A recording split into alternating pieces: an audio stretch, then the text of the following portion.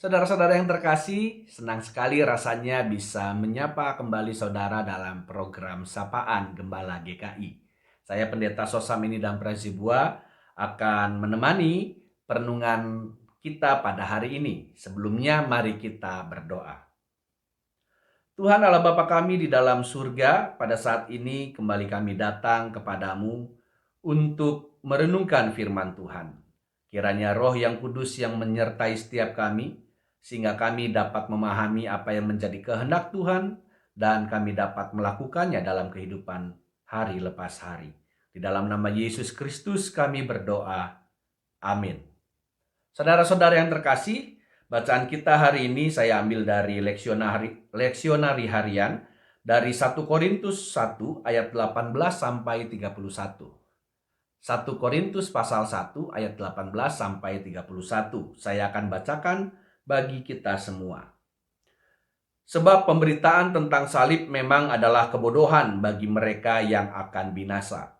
Tetapi bagi kita yang diselamatkan, pemberitaan itu adalah kekuatan Allah. Karena ada tertulis, aku akan membinasakan hikmat orang-orang berhikmat, dan kearifan orang-orang bijak akan kulenyapkan. Di manakah orang yang berhikmat? Di manakah ahli Taurat? Di manakah pembantah dari dunia ini? Bukankah Allah telah membuat hikmat dunia ini menjadi kebodohan? Oleh karena dunia dalam hikmat Allah tidak mengenal Allah oleh hikmatnya, maka Allah berkenan menyelamatkan mereka yang percaya oleh kebodohan pemberitaan Injil. Orang-orang Yahudi menghendaki tanda dan orang-orang Yunani mencari hikmat. Tetapi kami memberitakan Kristus yang disalibkan, yang untuk orang-orang Yahudi suatu batu sandungan dan untuk orang-orang bukan Yahudi suatu kebodohan. Tetapi untuk mereka yang dipanggil, baik orang Yahudi maupun orang bukan Yahudi, Kristus adalah kekuatan Allah dan hikmat Allah. Sebab yang bodoh dari Allah lebih besar hikmatnya daripada manusia, dan yang lemah dari Allah lebih kuat daripada manusia. Ingat saja, saudara-saudara, bagaimana keadaan kamu ketika kamu dipanggil. Menurut ukuran manusia, tidak banyak orang yang bijak, tidak banyak orang yang berpengaruh, tidak banyak orang yang terpandang. Tetapi apa yang bodoh bagi dunia dipilih Allah untuk memalukan orang-orang yang berhikmat. Dan apa yang lemah bagi dunia dipilih Allah untuk memalukan apa yang kuat. Dan apa yang tidak terpandang dan yang hina bagi dunia dipilih Allah. Bahkan apa yang tidak berarti dipilih Allah untuk meniadakan apa yang berarti. Supaya jangan ada seorang manusia pun yang memegahkan diri di hadapan Allah.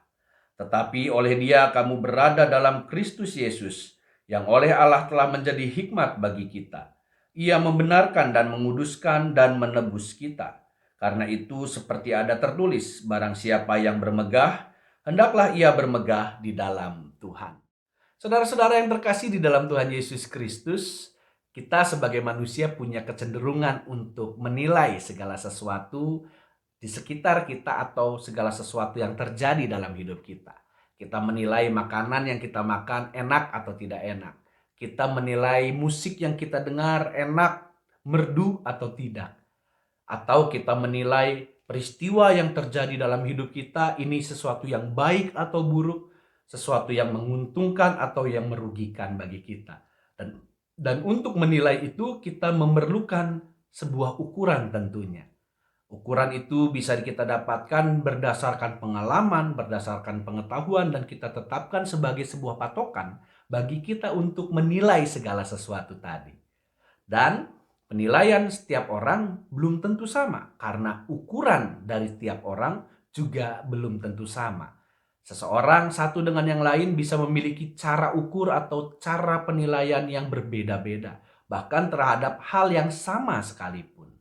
Nah, Bapak Ibu Saudara, di dalam bacaan kita hari ini, Rasul Paulus menggambarkan bahwa ada kelompok orang yang kemudian menilai pemberitaan tentang kematian dan kebangkitan Kristus sebagai hal yang tidak baik. Kalau kita perhatikan di ayat 23 dikatakan bahwa bagi orang Yahudi pemberitaan tentang kematian dan kebangkitan Kristus itu sebagai sebuah batu sandungan. Sementara bagi orang Yunani, pemberitaan tentang kematian dan kebangkitan Kristus dianggap sebagai sebuah kebodohan.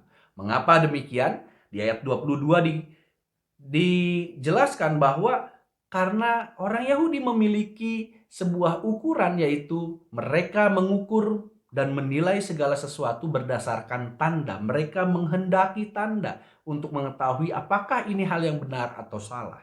Sementara orang-orang Yunani mencari hikmat. Mereka menggunakan hikmat, menggunakan filsafat. Kita ketahui bahwa filsafat pada masa itu tengah berkembang, sangat kuat, sangat maju, dan mereka menggunakan filsafat, menggunakan hikmat itu sebagai acuan, sebagai ukuran bagi mereka untuk menilai apakah eh, ajaran tentang kebangkitan dan kematian Yesus itu sesuatu yang baik atau tidak. Dan ternyata ajaran para rasul itu dikatakan sebagai sebuah kebodohan karena tidak masuk di dalam hikmat mereka, tidak masuk akal bagi mereka.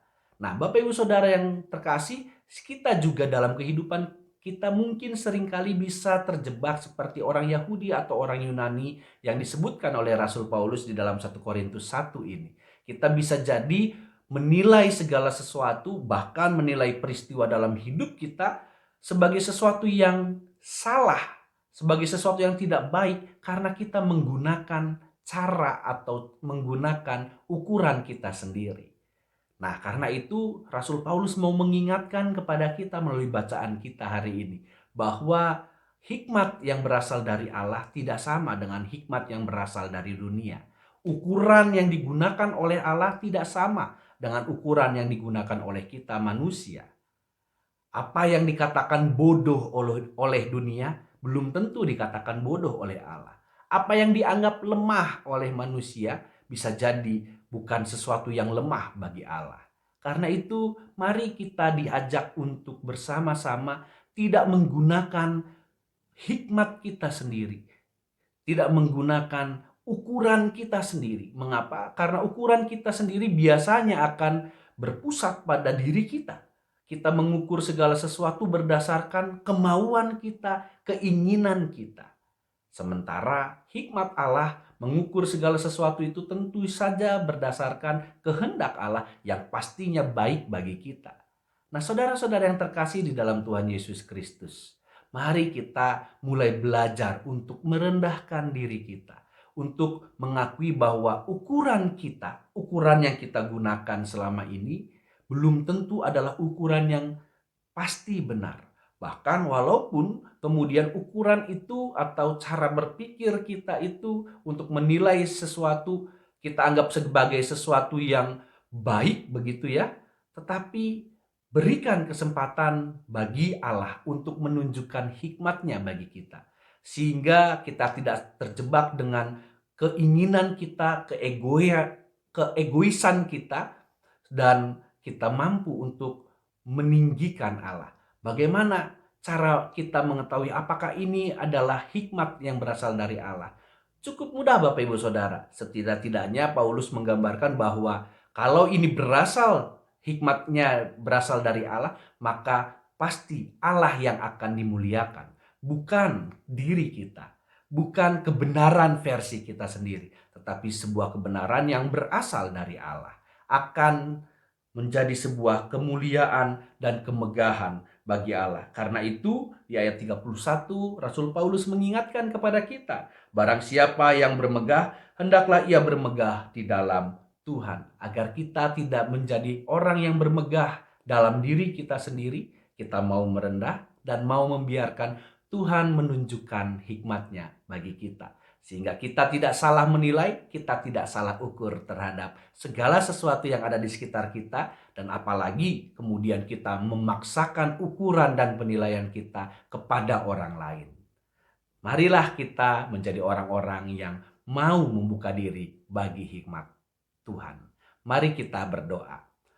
Tuhan Allah Bapa kami di dalam surga, ajarkanlah kami hikmat-Mu, berikanlah kami hikmat-Mu.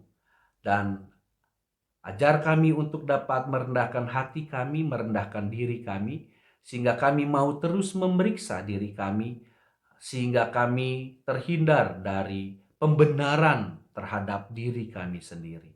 Sebaliknya kami mau mencari kebenaran yang sejati di dalam hikmat Tuhan.